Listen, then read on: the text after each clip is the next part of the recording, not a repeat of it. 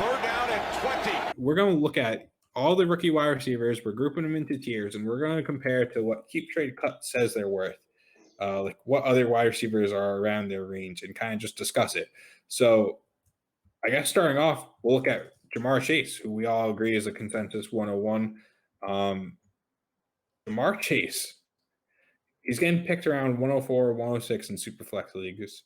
He's worth around a Stephon Diggs or DeAndre Hopkins in Keep Trade Cut. What's that, Frank? Like wide receiver 7? Yeah, I think it's right in that top 10, somewhere around there.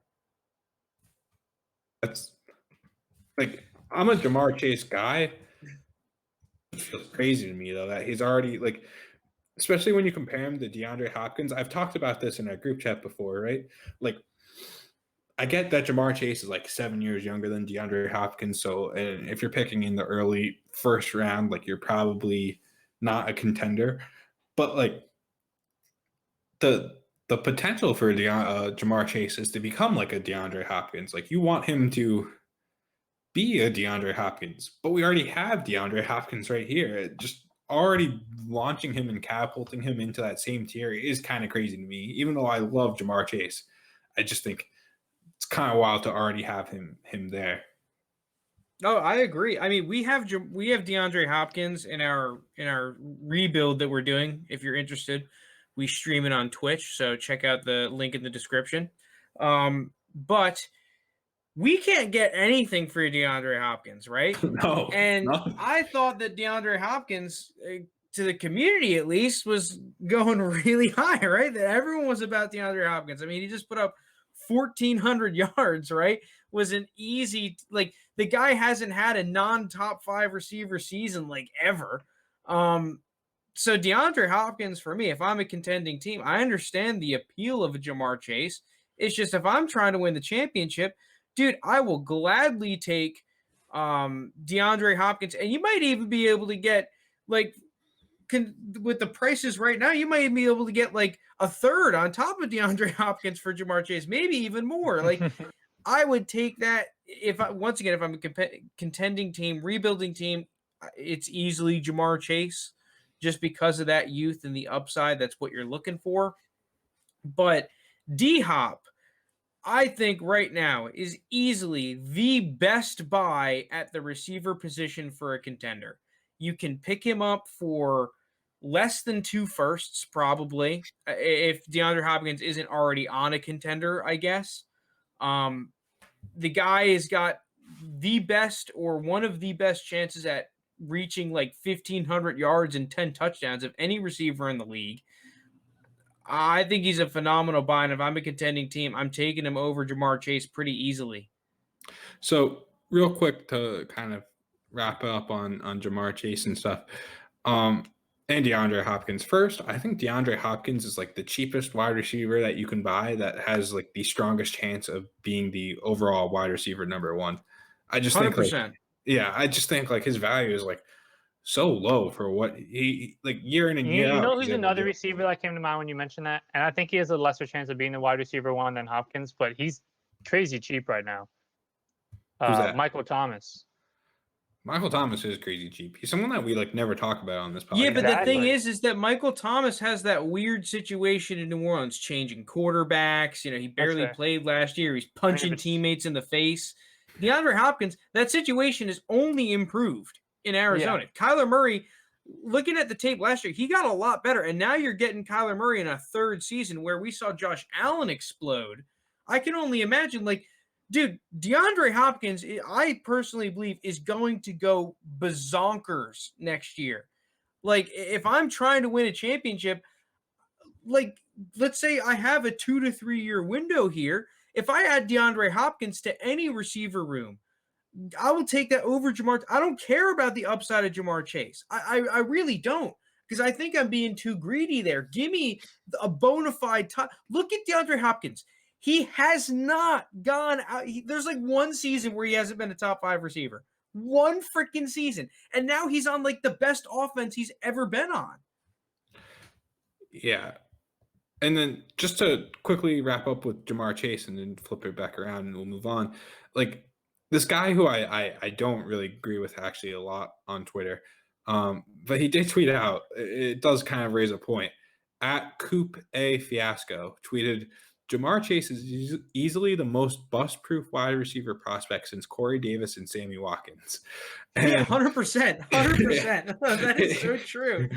It does make you think, like, we're putting JaMarr Chase in as like a sure thing, which I do think he's the closest thing towards a sure thing, but like to actually have him ranked over above sure things in like Stephon Diggs and DeAndre Hopkins is kind of nutty to me. I mean, see, what's funny too is that the same people that now I don't want to turn this into a huge JaMarr Chase thing. I think of all of us, I'm probably the most lukewarm on JaMarr Chase simply because I have him as like the same tier as Devontae Smith, right? Like everyone loves saying for quarterbacks, oh, like let's say Trey Lance or Zach Wilson, oh, he had one good season. Well, is that not the case for JaMarr Chase? Yeah, that season was sick. Like, I'm not taking anything away from it, but it's just a little hypocritical to knock some guys for having only one good season, but then not applying that to everyone else. Yeah, I don't know. Just throwing that out there. The one good season thing depends on me also on how many years they were playing, because with JaMarr Chase, to his credit, he was redshirted his freshman year, played his sophomore year. That went fucking crazy. Then sat out his junior year. Yeah, and to me, I think you could do a lot better evaluating wide receivers if you just look at their first 2 years. I think you have a better chance at hitting right when you do that. And so, yeah, like Luna said, his freshman year was redshirt, but his sophomore year on a team with Justin Jefferson and CH out of the backfield, along with Terrace Marshall also there, like he did go nuts. So I just think he's how far away is JaMarr Chase from Justin Jefferson value-wise right now? Kind of a lot, actually. Still, Justin Jefferson is super inflated. Justin Jefferson is currently wide receiver 1, according to Keep Trade Cut. Chase is wide receiver. Wow, he already bumped up to wide receiver 6. But it's basically like another. You need a first on top of Chase to get to Jefferson. Wide receiver 6 is just so crazy to me. All right, let's go to tier 2 though. Yeah. All right, so tier 2. We're talking Waddle and Devontae Smith, the Alabama boys together. And then they're also in a tier with one of the other Alabama boys, Amari Cooper.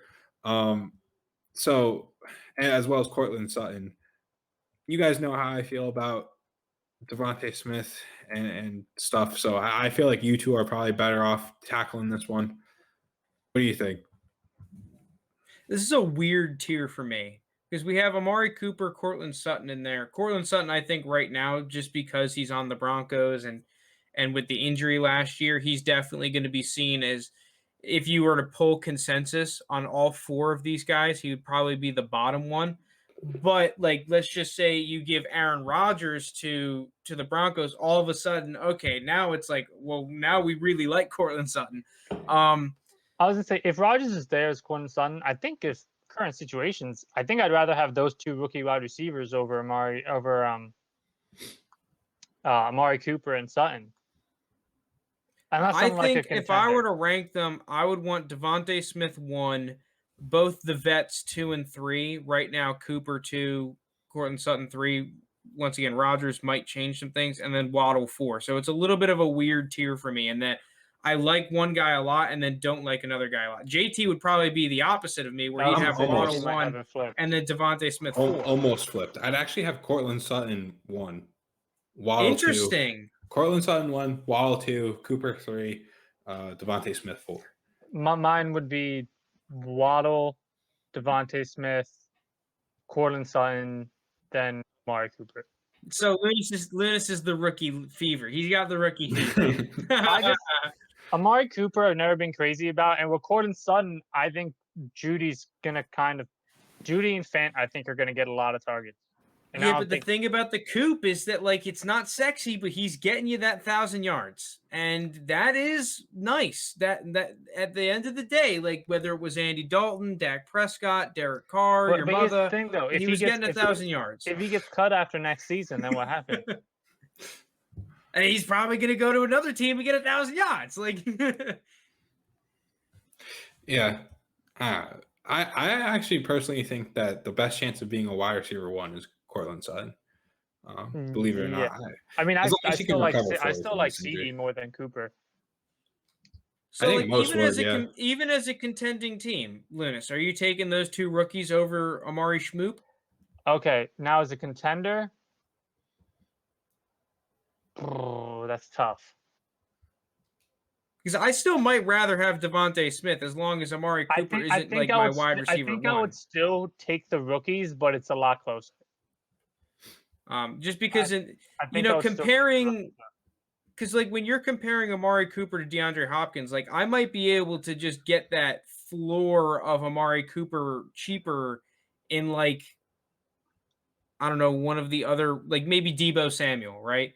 I think that Debo Samuel might have a pretty similar floor to Amari Cooper. It might not be as high, but then I can pick Devontae Smith or Waddle, whatever one I like, and still have, go out and trade for Debo, and then I have both, and it's like, okay, well, you know what I'm saying? Are you guys picking up what I'm putting down? I'm picking up what you're putting down, dog. Follow me, Frank. All right, let's move on.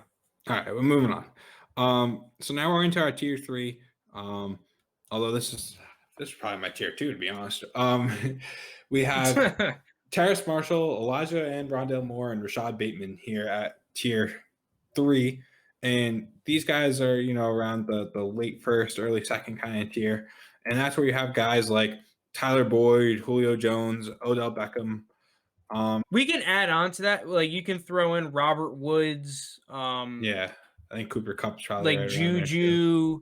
Yeah, Debo. Cooper Kupp. Because I think that was kind of a poor list. So like any one of those late first, early second, like Kenny Galladay. Yeah, maybe even a Kenny Galladay. Like so, this is I think easily the most interesting tier because it's a little crazy. JT, I'm gonna throw it to you first. Like, yeah. How about this? Let me ask you this. Take Terrace Marshall, right? Your favorite probably of this tier. Are you taking any of those guys that we just listed over Terrace Marshall?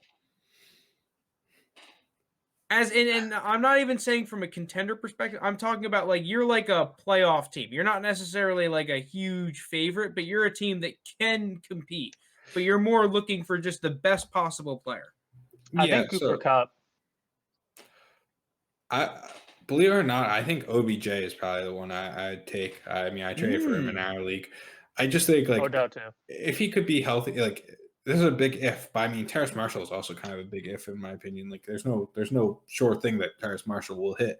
But if OBJ could be healthy, we've seen what he did. I mean, I know he had the bad year, his first year in Cleveland, but it's getting used to a new offense. You have a young Baker Mayfield who wasn't exactly settled into his role.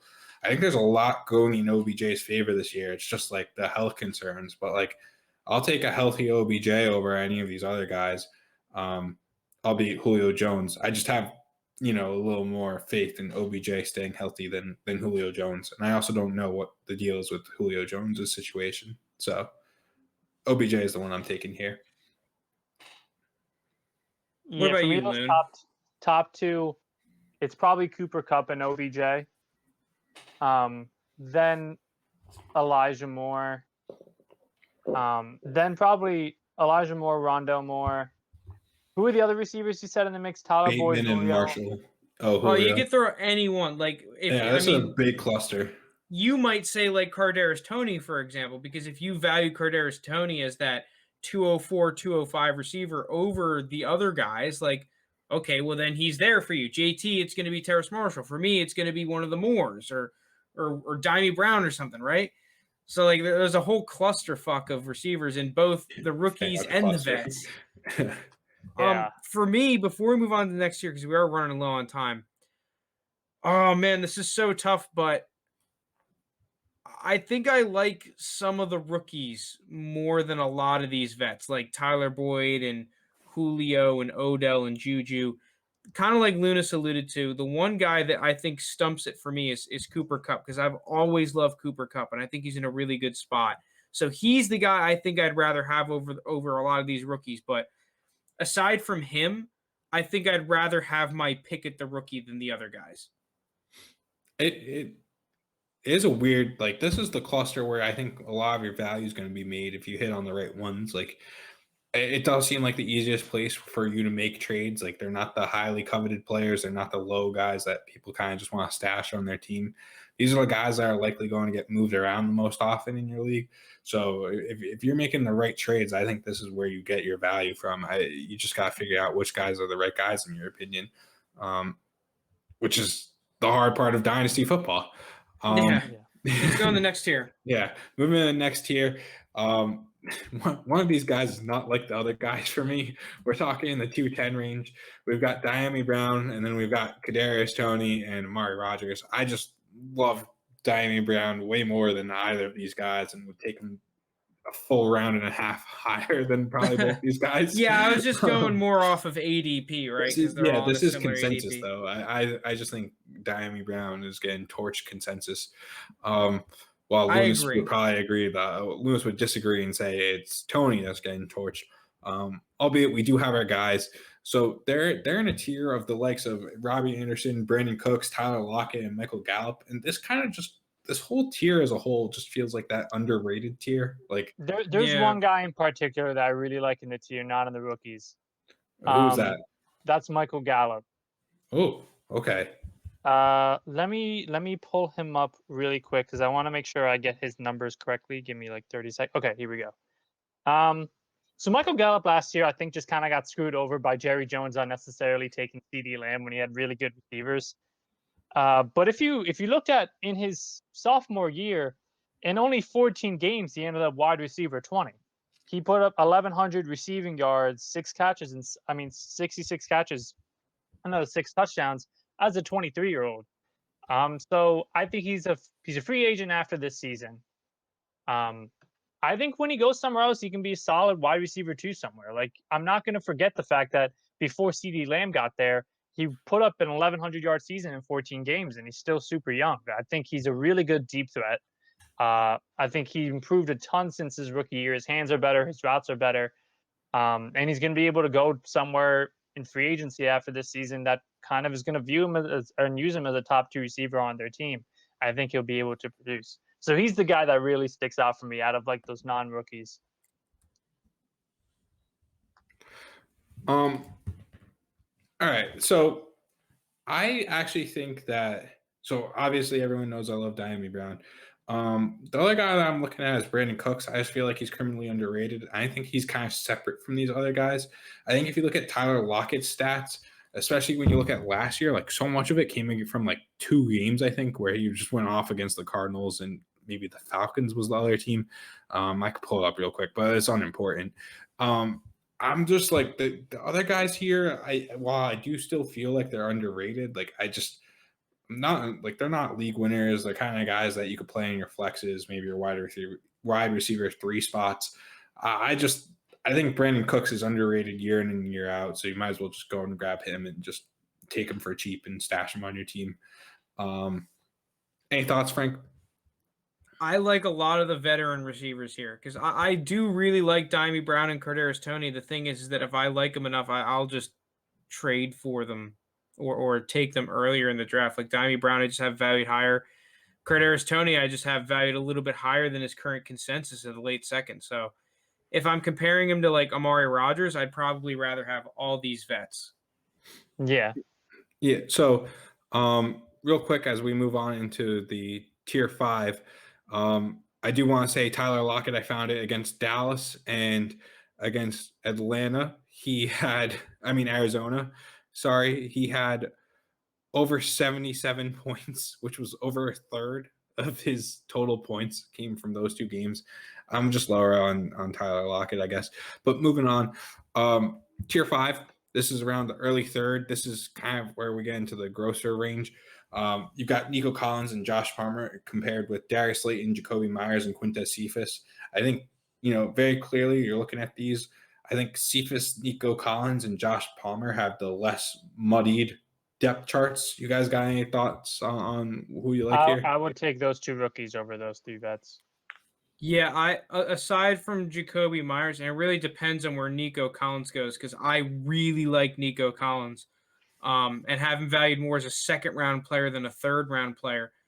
If I'm not able to pick up Nico Collins, then I'd rather have Jacoby Myers. It's like those two guys are the guys that I want in this tier, and I value them higher than everyone else. Like, so if I can't get Nico Collins or like Kellen Mond in the early third, then I would love to trade it for Myers. But if I can get one of those guys, I will gladly pick them there. That's pretty fair, Frank. Bless you. I think I'm of the same opinion where I think the three guys I want from here are Collins, Myers, and Cephas. Just Cephas because like I think he's that dart throw that could produce, maybe not. But I like Cephas too. Cephas is nice. He's very underrated right now. These guys are just like cheap dart throws that they could produce and be worth something. I feel like Josh Palmer and Darius Lee, and I might just be throwing away my dart with those two guys, but I've been proven wrong before. All right, last tier 6. This is like the late third. Des Fitzpatrick and Tylan Wallace are here, and they're compared with the likes of Hunter Renfrow, Preston Williams, T.Y. Hilton. Lounis, what do you think about this? Des Fitzpatrick would probably be the one I like the most. T.Y. Hilton, I could see having some value to a contender that's trying to win this season because I think he can be productive this year on the Colts as one of their top 2 receivers. But after the season, it's kind of a wash. It depends which T.Y. we're going to get between first half of the season or second half of the season from last year. Tylan Wallace, I'd probably take over Renfrow and Preston Williams. I think Preston Williams is kind of cooked. And Renfrow I like, but they drafted Edwards and Ruggs to be ahead of him.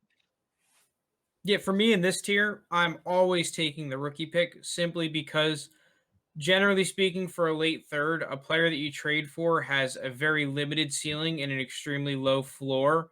Whereas with these late thirds and fourths and fifths, right, these players have, generally speaking, a super low floor, but also a really high ceiling. So I'll just take the guy with higher ceiling because at this point, it's like, I'm almost playing with house money, so I'd rather have the rookie pick every time, every year for the most part. Yeah, I mean, to wrap it up, I think if I were to rank these guys, I'd probably put Tylan Wallace 1, T.Y. Hilton 2, Des Fitzpatrick 3, Hunter Renfrow 4, Preston Williams 5. I just think, like Luna said, Preston Williams is done.